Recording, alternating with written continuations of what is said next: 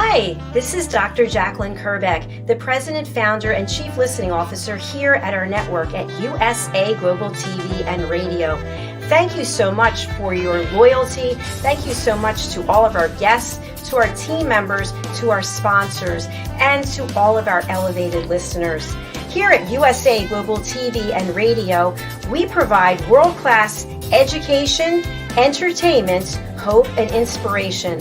We celebrate all of our team members, all of our guests, and all of our sponsors from around the world who come and lead their lives with their hearts to help other people walk into their greatness.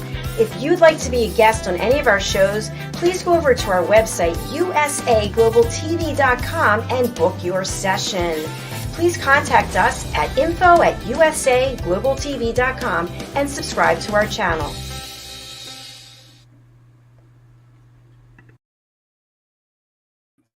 Hello and welcome to USA Global TV and Radio. I'm Dr. Jacalyn Kerbeck, and our show today is the Listening Mentor. Our topic is elevated listening coaches. What is it? What am I talking about? We're going to find out. Let's welcome back the star of our show. She's known as the Harley Street stress expert, and her name is Caroline HEWARD. She's joining us from London. Welcome.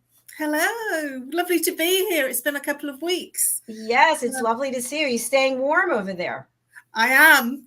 Shall I share with the viewers what I've got here? Sure, go ahead.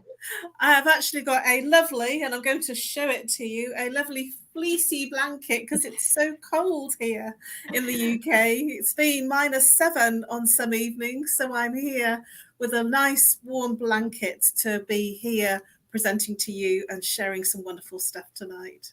Oh my goodness. Well, stay warm. Thank you so much. I know you're going to be heating us up with our conversation today. And before we get into it and what I'm actually talking about, I'd love for you to share how you help people transition into a different frame of mind, how that you help them bust their stress. Well, that's a long story, and I'm going to keep it very short tonight. The way that I help people is working with your symptoms. So if you are angry, if you are sad, so emotional, if you have any stress-related disorders such as physical, emotional, or mental disorders like anxiety, stress, I literally identify the root cause that's causing your problems. That alleviates the symptoms. You reconnect back to your heart and you feel amazing and peaceful and get an incredible night's sleep. I work with chakra psychology, which is how the mind and body connects and what happens to the person when there's a symptom, an imbalance, whether it's physical, emotional, mental, or behavioral. And I love the work that I do, and I do the work that I love because I've solved my own issues, and that's why I'm here to help you solve yours. That's brilliant. It just came to mind a song. I love the work I do, and I do the work I love. Everyone love the work I do. And okay, let's be serious. What fun. I've missed you in this last few weeks. I've missed you too. We're going to have another great conversation. So today we're talking about elevated listening coaches, and you're very familiar with the elevated listening program. We actually have a new ad that we're running, and I think we're going to run it in just a minute or so that people can know what we're talking about. But you and I, along with Dr. Madeline Chan, we're very much in alignment about having people look at themselves possibly in a different way, in a different perspective, for better relationships, a better relationship with yourself, a better relationship with other people, better connections, deeper connections. And a big part of this and the foundation is learning how to listen at an elevated level. In the work that you do, Caroline, you have to listen to people. You have to be fully present. You're always fully present on this show, which I love. You're not checking anything. You're not doing anything. And I have a strong sense of your commitment. I know it and I see it and I feel honored by it. And that's what we want everyone in the world to feel, that they're safe and heard and respected. Tell us about the importance of listening at an elevated level and how you use it in your work. I'd like to share something that happened to me this week, which was very challenging. And I've actually upset someone in a deep way because I got cross, I lost it. And because I'm human and that can happen sometimes. And essentially, what happened is in between Monday and Tuesday, and it wasn't even at the end of the day, I landed up with 11 separate approaches, sales approaches, asking me to buy their product. And on the 11th person, I lost it. I'm not proud of that. What I have done is I've learned from it. I've learned from this person that most people send messages by AI, and it's not really the person, and that's how sales have gone. And what's really interesting is I'm approaching it very personally. Why are you trying to sell to me when you don't even know me? Why are you just sending me a link to buy your service when I have no idea about you? The world is changing. And, that's been a really interesting perspective that I've learned this week, that the world, in terms of communication, the written communication, when somebody sends a link with their pricing, how do you respond to it? I responded by saying, you sent me a link and I really lost it. I did, and as I said, I'm not proud. I thought, the 11th person in like less than 2 days off LinkedIn. And that tells me that everybody is looking for sales. But from my perspective, the kindest way to approach a sale is to develop a relationship. It always has been. And when somebody calls me up asking for my help, I offer the help first. I serve first. And then I ask, would you like to have more? Because this is how we can work together. And I still believe in that philosophy, serving first. And it gets my back up when somebody just responds by sending a sales link saying, this is my services. Before we speak, I just wanted you to know about me. And I just thought, wow, and in terms of the way that I help people, I would much rather hear about what they're looking for, what their problem is, how I can help them, so that then I serve from my heart at the beginning. And then we have a very compassionate conversation. And then if it's not right for them, it doesn't matter because I've served. And that's my purpose, to serve, to help anybody that is in any challenge or trouble. But at the same time, it's about the other side of it, I serve when I'm looking for sales, in terms of clients, and I would probably expect the same back. And so what's your thoughts on that, Dr. Jacalyn? I think that's really interesting. In fact, when you said that you kind of lost it, that surprised me because we all have things that trigger us. Yes, but you're always so professional and calm. I think that it's really important that you share that because you're human. You're a human being, and things happen that cause us to but what I loved about what you said is when you have a relationship with someone, it doesn't even feel like it's a sale. It's like you're bringing value to them.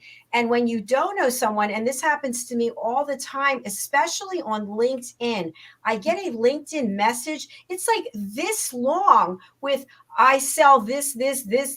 No, sorry, not interested. Don't even know who you are. And what really gets me, Caroline, is when they start offering me things that I have no possibility of using. It doesn't even fit into what I'm doing. So they didn't spend a single minute getting to know me. And they're just basically doing a hard push to sell. And maybe if they have enough people in their funnel, somebody will say yes. But it feels like a violation, really. Well, I'm not proud. I feel very embarrassed. I feel ashamed that I lost it. But I'm human, and I did lose it. And I did kind of, sort of say FFS, not saying it well, get to know me first, have a relationship with me and then offer me a price, a high ticket price, but it was, then we've actually communicated after that. And then she gave me a little bit more and I apologized. And we've left it in the space of, well, I still can't work with you. I don't want to offer you a collaboration, which sounded really amazing. And I just thought, you know what? I've learned something. Oh boy, have I learned something. if I get triggered because I think somebody's trying to push a sale, I'll just say, you know what? Thank you very much. I'm sorry. I'm not interested at this time. The budget is not there for these kind of things. And just leave it at that, because I've really, really, hand on heart, learned something about this particular exchange. And, this is quite a young person, only been in running her own business as an entrepreneur for the last 7 years. So 3 of those years have been in this space of this changed times.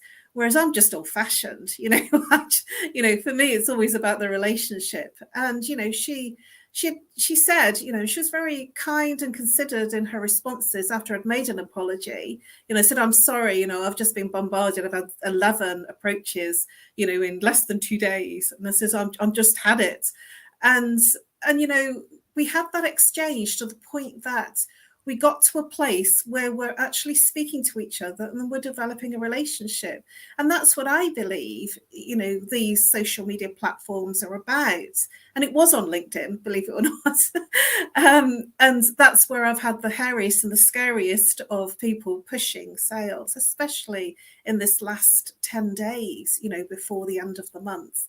So yes, I feel hand on heart, I've learned a lot, I've grown a lot from the experience, and I've got a new contact now in LinkedIn that is actually watching me and following me. So, that's kind of a good thing about it. But I wanted to be honest that, this is going on, certainly in LinkedIn, in a very prolific way.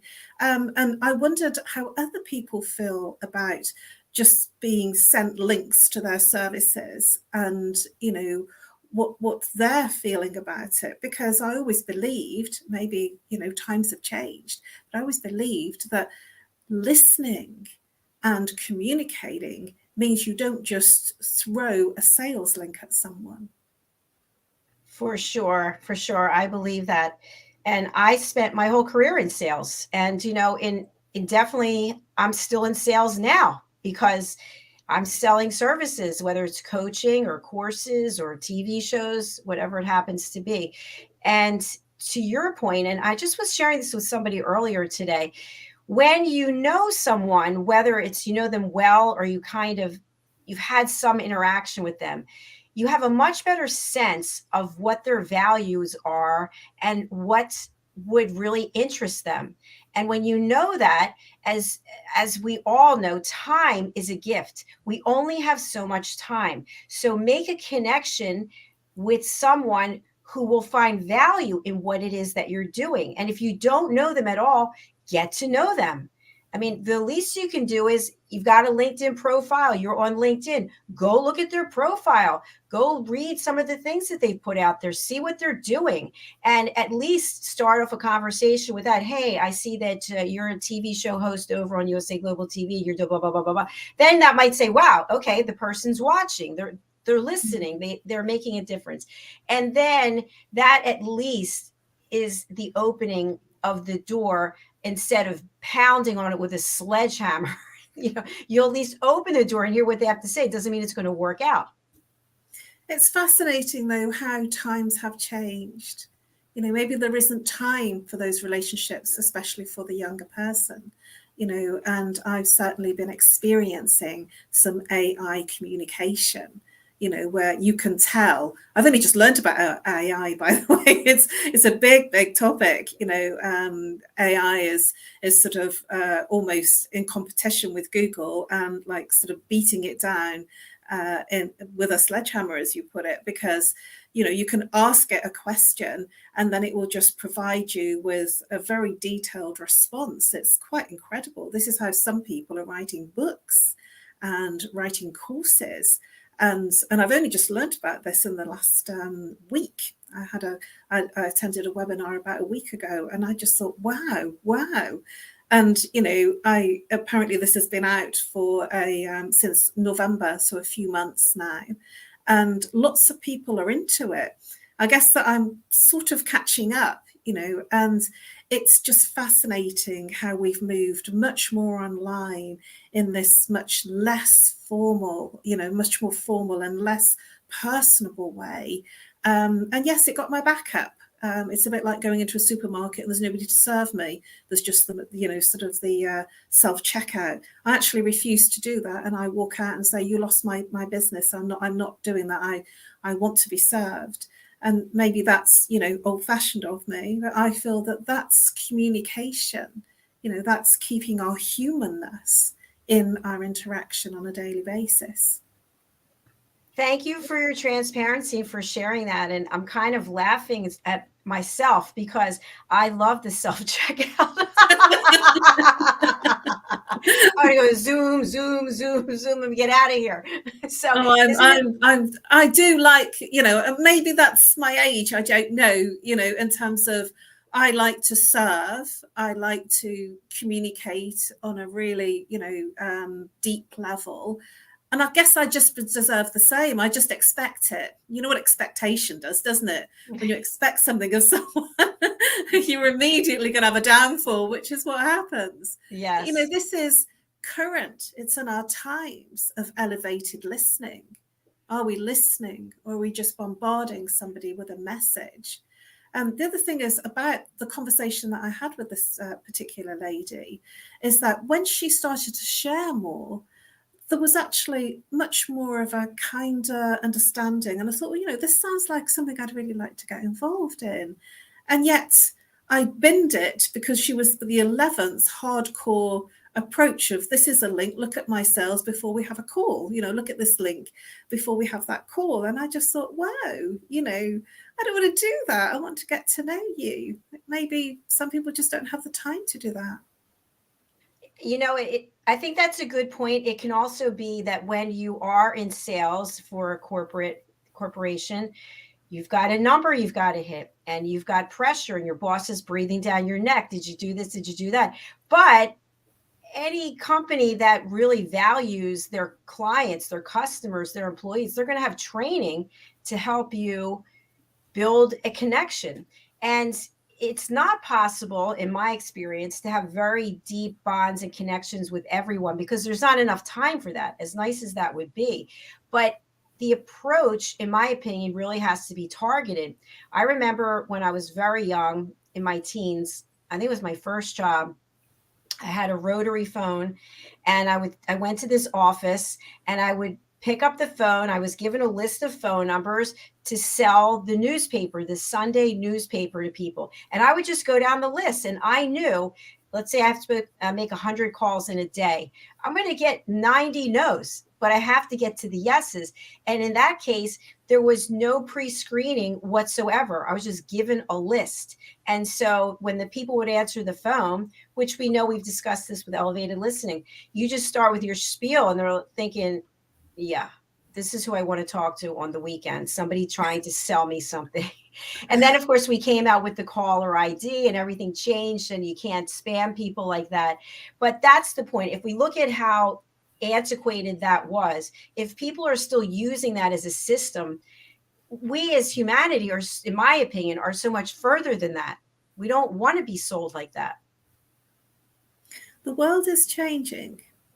And I'm getting a lot of approaches like that for money as well, sort of charities dropping messages. And I think it must be because of the profile. They think that you've got tons of money, and they just approach you saying, oh, we're a really good charity. Will you donate? You're a famous person. And it's just really interesting. What do you do with that? And I just say thank you for approaching me. I just don't have the budget to donate to your charity at this point. And, but if I said yes to everybody, there would be no money in the pot, even for me. But, this is a sign of our times, I guess, that, everybody is in that space of pushing to get things done. And they're looking at, sort of who's there.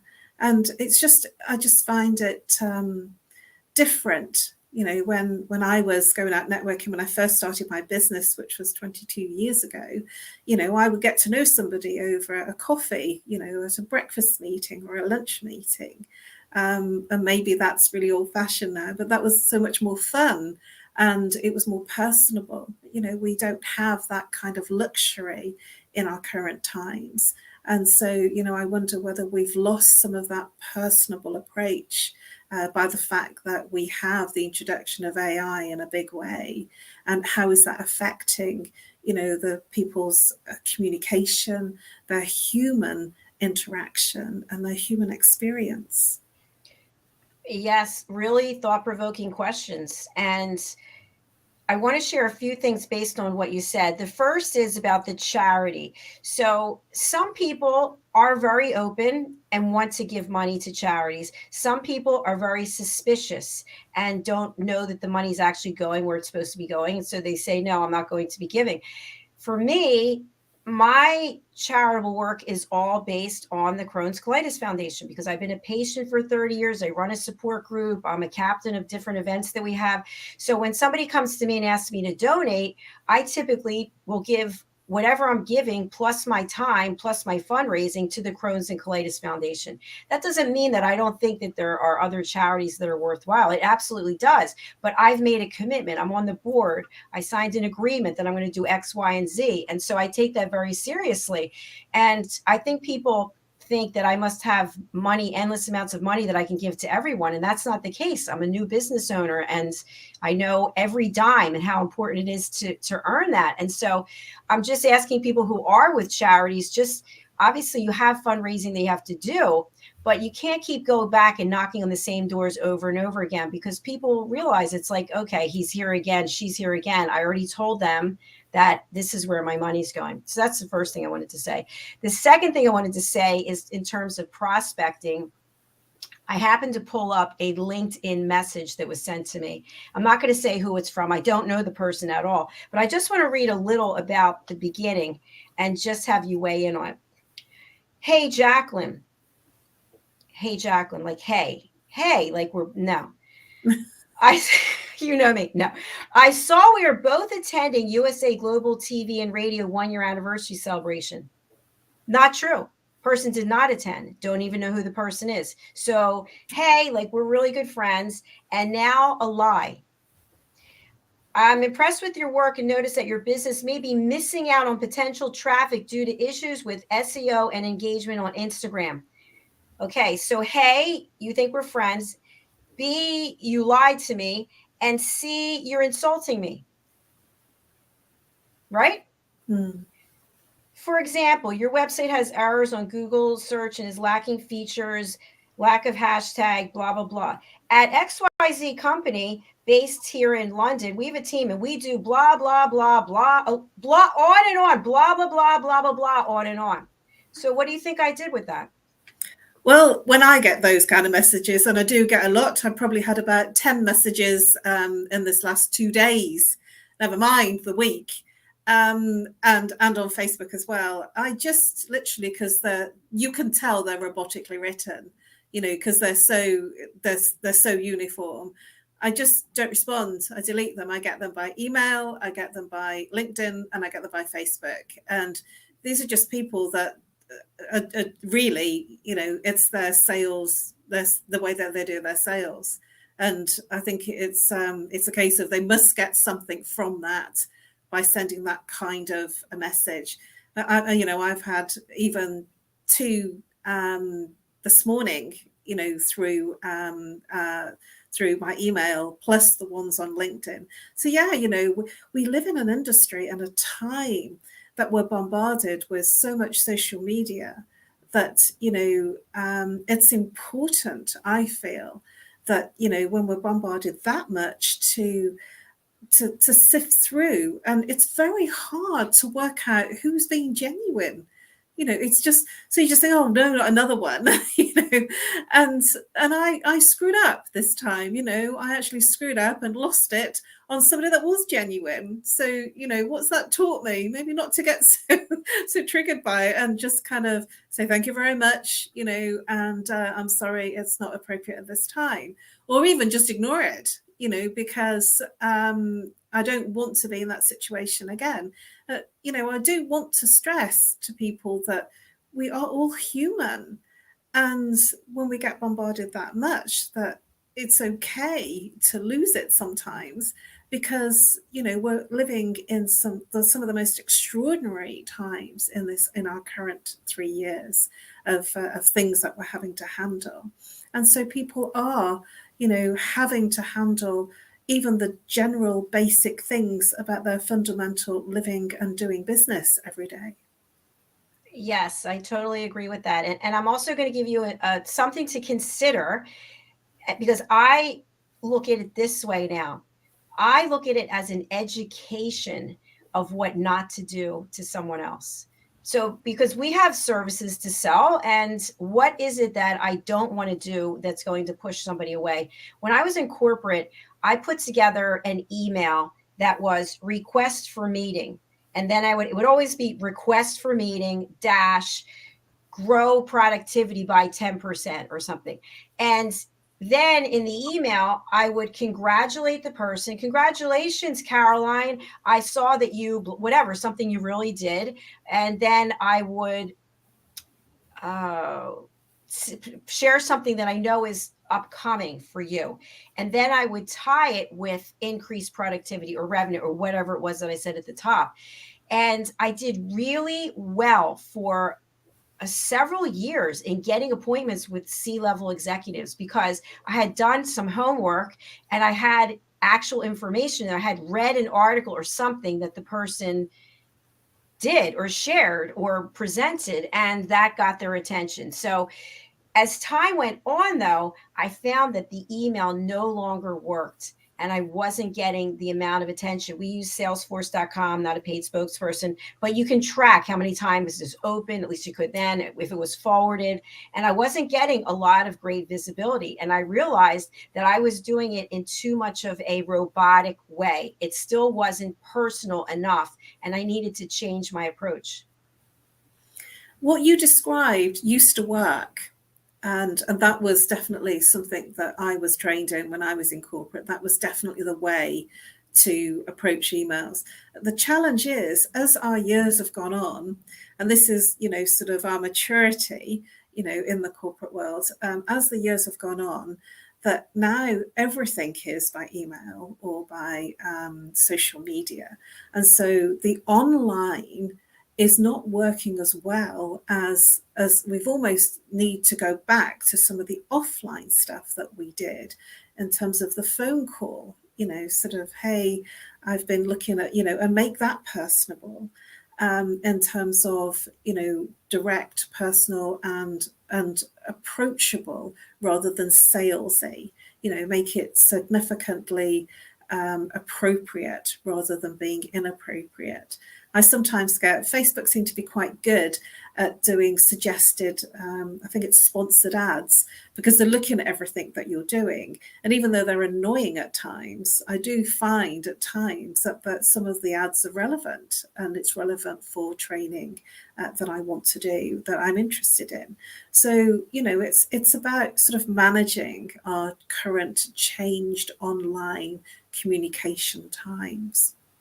Yes, it is. We have to evolve and we have to continue educating ourselves. So, Caroline, if you were to think about this whole experience, and you shared how you felt about it then and you shared how you feel about it today, what would you say is the key learning aspect for you from this?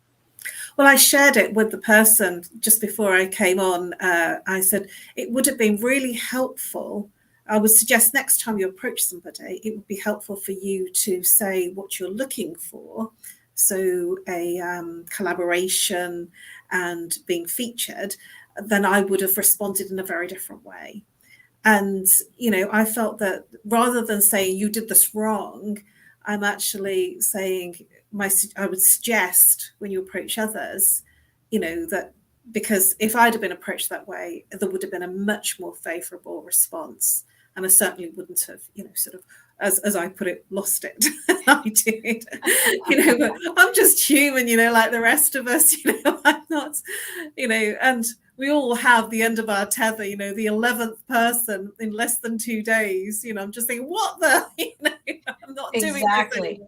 But you know what, Caroline, it also goes back to asking for permission and setting boundaries. And as you know, that is a course that we offer here on the platform. And what I mean by that is, let's say you are in a high pressure job where you have to reach out and cold call to so many people, whether a cold call is through email, through LinkedIn, through whatever it is. There is a way that you can ask for permission before giving the whole pitch. And I'll explain what I mean by that. Suppose this person had written to me, again, having done some research, don't lie. I mean, the fact that this person lied, I would not be able to trust them because I don't even know you and you're already lying to me. But if the person had approached it that I've been following you for a while and I see that you are, I'm just going to put this out there, you are connecting with people from all over the world.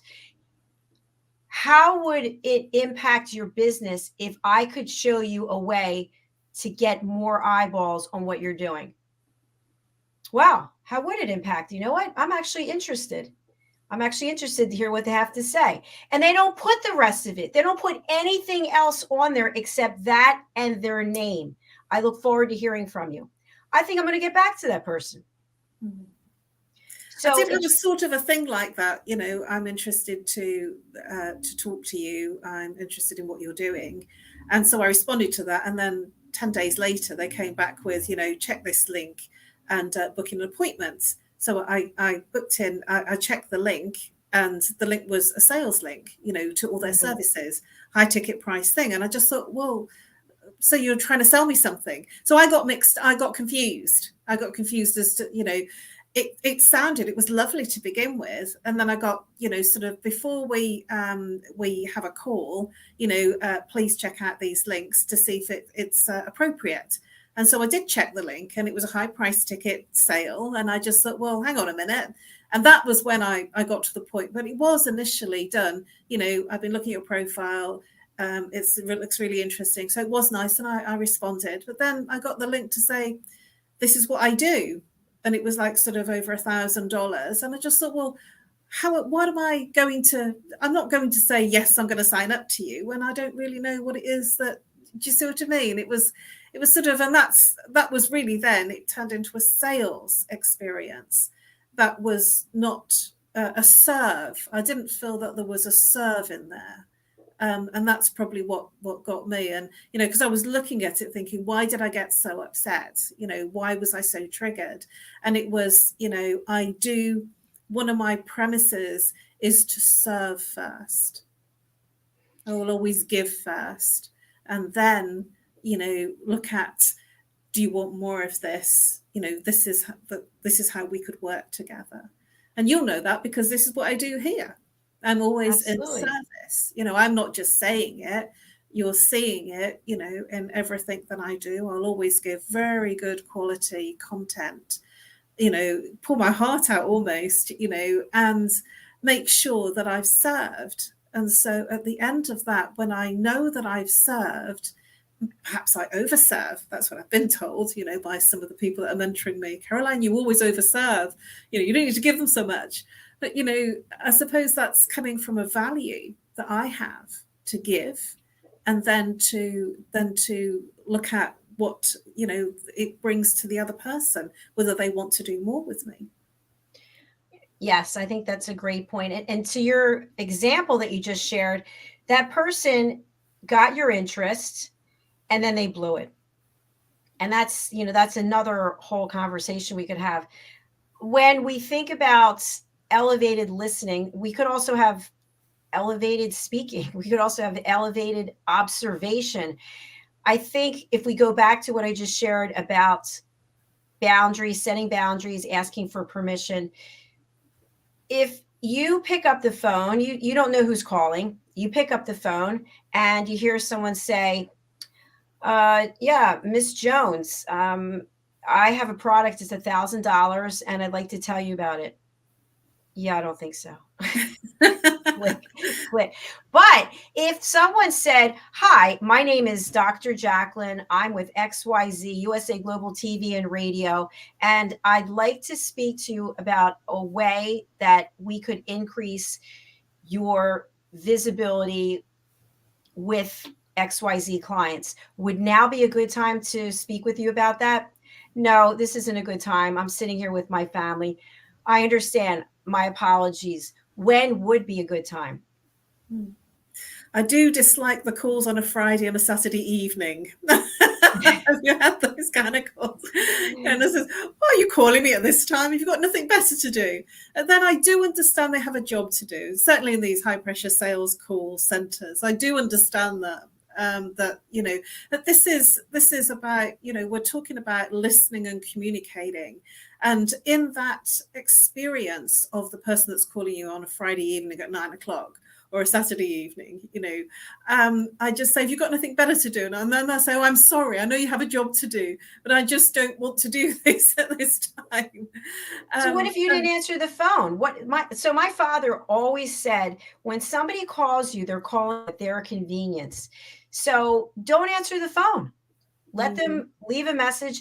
Whenever I get a call, this is really true about me. When I get a call and is not a number that I know, I never answer the phone.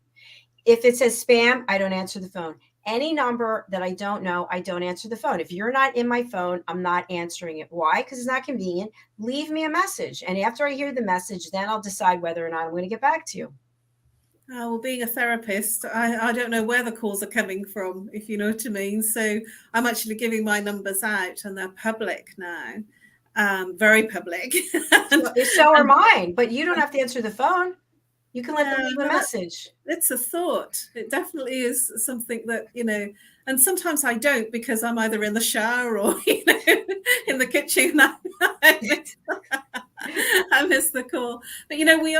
But, we're in strange times, that certainly when I was growing up and when I first joined corporate, there wasn't this immediacy of responding to messages, and there wasn't this immediacy of knowing that the other person was so available. But we do appear to be more available now than ever in our current computer, social media, our smartphones. We're very connected to the smartphone, and I almost feel that it really encroaches in our personal space. And it's a really useful point that you make. Well, if you don't want to answer the phone, you don't have to. I've almost apologized to people. Then when they've called up, they're doing a survey, and I just say, I'm sorry, I'm really sorry, I just don't do surveys anymore because I get bombarded. And I've had some people say, oh, fair enough then, and they've been really cross with me. And I just thought, no, I've been really kind. I've said, I'm sorry, I just don't do surveys anymore. I know you have a job to do. I'm sorry, I just can't help you on this occasion. And it's because I have compassion, because I know they have targets to hit. And Caroline, I really appreciate you just being so honest and candid. I would really like you to think about what I said about not answering the phone, and I'll relate it to something else. If you are approached by someone and they're going to speak to you about something, you don't know them, right? It's the same kind of thing, somebody calling on the phone. You're not going to immediately respond to what they say. You're going to take it in. You're going to pause and think about, do I want to use a new car wash? And then we give an example. And then you give your answer. So it's the same thing with the phone. Let them leave the information, think it over, and make a decision. I'm going to call back or I'm not going to call back, because to me, at least for me, this enables me to take the emotion out of it. And then I just see logically, does this make a good fit for who I am and what it is I'm doing, where I'm going? Now, that being said, I have people who will call me on the phone because they can't get into StreamYard. Right? So they'll call on the phone while the show is already starting. I don't know who it is. I have the phone here. I've got all these devices here. I don't know who it is. I can't answer the phone. I'm on the air. But to me is, you should have gone on to try it instead of waiting until the show started. And in that regard, you'll have to reschedule. So I used to get myself really upset about thinking, this is a client, it's a potential client, but I'm not upset about it because they're not following the process. So why am I going to get myself upset? And then something else I want to share, just being totally honest here, is somebody will refer me to someone who could be a guest on a show. I'll go over to LinkedIn. Maybe they set up a chat or whatever, message link. I'll go over, then I'll send a separate message. Hi, Susan. Just so you know, Caroline referred me to you in the group chat. I'd like to interview you. Our team would love to support your work. Here's the link. Please have a look and book in for any show that might work for you. My suggestion would be this or that. What happens invariably? Thanks. I'd like to schedule, this is them. Thanks. I'll take a look at it. But in the meantime, can you go over to my website and book a meeting with me? No, I cannot. No, I can. And why do I say that? Because I'm mean? No, I don't have the time. I'm going to get to know something about you before you come on the show. Then you're going to come on the show and I'm going to learn more about you. And then if there's time, I could set up something so we can talk about collaborations. But I don't have the time, unfortunately, to meet with every single person who wants to meet with me. And oh, by the way, you didn't give me a reason to book something with you. Someone's connecting us and feeling that there's a good connection. Well, for me, what does that mean? They want to be a guest on the show or they want coaching. Now you want me to go to your website and book something where I'm now your client. I don't think so. No, it's not working. Does everyone hear that? It doesn't work that way. There's not enough time, and you haven't given me a reason of why I should take that time to do that. Does that make sense without sounding? It does, and it's fascinating, isn't it, that we have very, very similar perspectives on something that clearly, what I can see, the younger people that are coming in come from an extremely different space in the way that they are doing business and interacting. It's and that's what I'm seeing. I landed up setting up a meeting with someone that didn't even tell me what the meeting was about. And I have to confess, I wasn't sure whether he was trying to chat me up. so anyway, he was a good looking guy. So I set up the meeting, and yes, it was a big sales pitch in terms of what he was selling. But we just don't know. And I think that, to be clear, in our communication, to be really clear about why we're interacting, what it is that we have, if we've got something to offer somebody. I'm really clear, I'm a stress expert and I offer a free consultation if you have any challenges. And that's very clear. And so when somebody calls up, I'm not trying to sell to them straight away. I just say, how can I help you? How did you find me? How can I help you? And what would you like help with tonight? And that's a very from a place of service. I'm saying, how can I help you? What can I give to you? And then I'm looking for the same back. But there is this challenge of our changed times, that things have become different. And as this person told me, you should accept that everybody's on AI.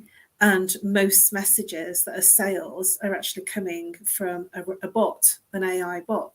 And I'm just thinking, well, yeah, I guess that I've learned something here. It's fascinating, but I want to take away every time there's something that doesn't work. What have I learned from this?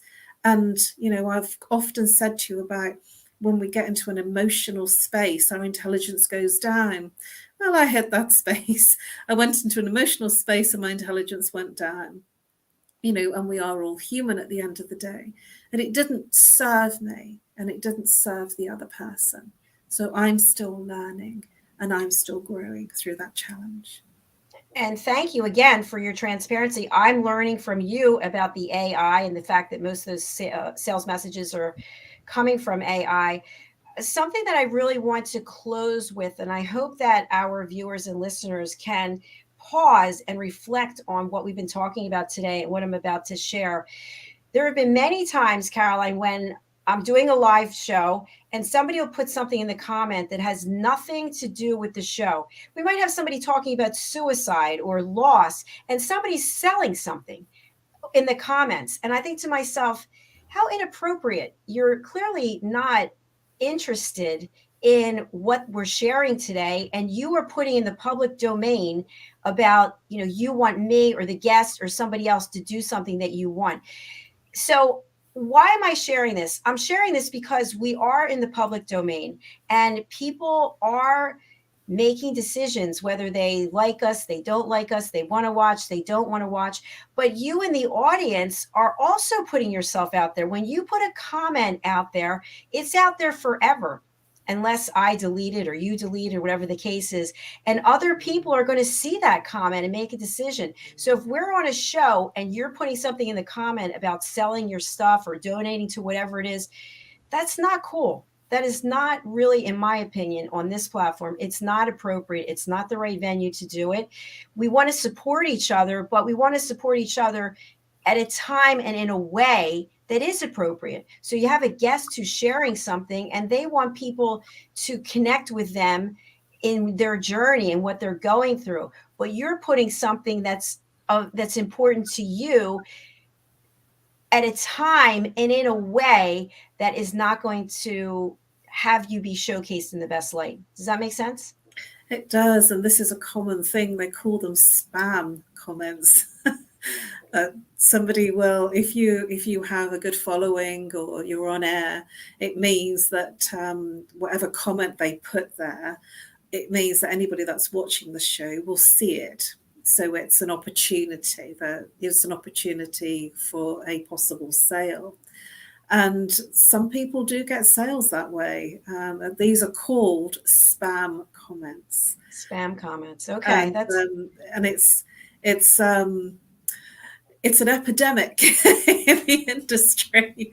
You know, if anybody's got a big following or that, you know, sort of they look, you know, as if they've got a good profile in social media, it seems to be that they're property for anybody, you know, to write a comment because a lot of people will see it. And I would say I'm used to that. And if somebody does that, I wouldn't get upset about that. I would just delete it. You know what I mean? Yeah. But, you know, it's something that I know happens. And, you know, certainly I've been on lives with Yasmin Boland, who does astrology from the Mean. She's an amazing lady. And she gets spammed during lives all of the time, and it's very disconcerting because she's very etheric and just like sort of really genuine. And you know, and sometimes people will actually spam you pretending to be you, and directing people to another place to get a sale that's actually should have been your sale. So this does go on, and they're called spam comments, or some of them are done by spam bots. Absolutely. I don't get emotional about it anymore. I just delete them or I block them.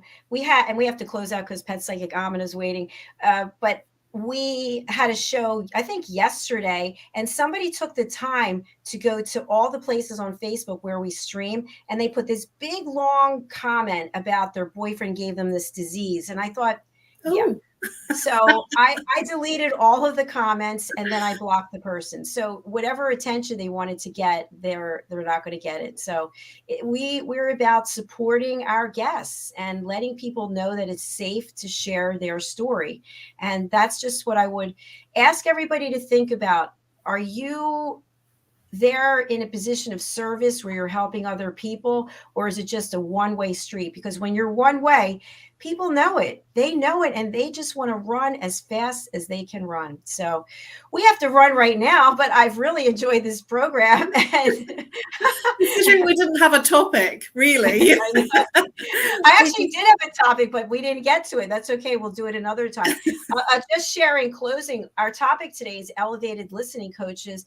And I'm starting a certification program for people.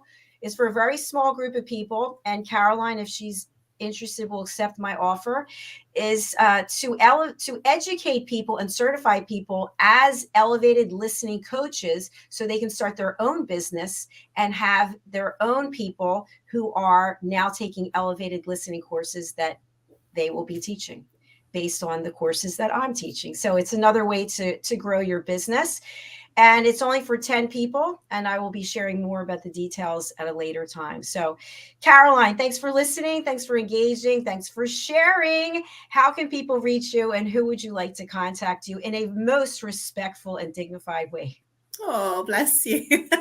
Dr. Jacalyn, if there is anybody that is feeling stressed right now, if it's either physical, emotional, or mental, whether there's a relationship issue, whether there's a bereavement issue, whether you're angry about something, whether you're sad about something, whether there's a physical pain, back pain, neck pain, I will help you identify the root cause of the earliest time that it happened. That will literally lift and create a reconnection back to your heart and your emotions, and you will have an incredible sleep. You can reach me on NoMoreStress at live.co.uk. Tell me where you're from, because we are a global network here, and tell me what the problem is, and we can arrange a time. I offer a free 30-minute Zoom or Skype consultation. Or you can call me on +44 if it's international, 0 if you're local, 7523 120 189. I really look forward to being in service to you. Thank you so much, Caroline. I appreciate it. And Caroline also has a course, and the course is available if you go over to our website. Tell us about the course quickly, please. The course is a journey, a healing journey through the 7 major chakras. It's giving you insight, awareness, information, so that you have an understanding of what each of the chakras are related to and what ailments can come out of an imbalance in each of the chakras. And it's also a healing journey as well. So you will feel incredibly peaceful at the end of the 30-minute program. It's specific, it's direct, and it will be incredibly helpful to you having insight, awareness, and understanding about the issues that are creating stress in your life. Thank you, Caroline. We are going to take a look at a video as we close out. This will be our final video of the day here on the show. And you will learn about the power of listening courses and how you can actually sign up. It's very easy. You just go over to usaglobaltv.com and look for the education tab, and our courses are there. So let's take a look at the power of listening courses, and we will be right back with Pet Psychic Amina. Thanks again, Caroline. Bye-bye. See you next week. See you next week. Bye, everyone. You feel so frustrated. Why won't anybody hear what you have to say? You're filled with anxiety. You feel so isolated and alone. You're desperate for a connection with someone out there in a world that just seems to keep rushing by. Stop. You have a choice. Learn how to listen at an elevated level through the power of listening educational courses available on usaglobaltv.com. A world where you manifest everything you need and desire through the power of listening. The power of listening educational courses are available today for you to feel and know you have connected and you have been heard through elevated listening skills.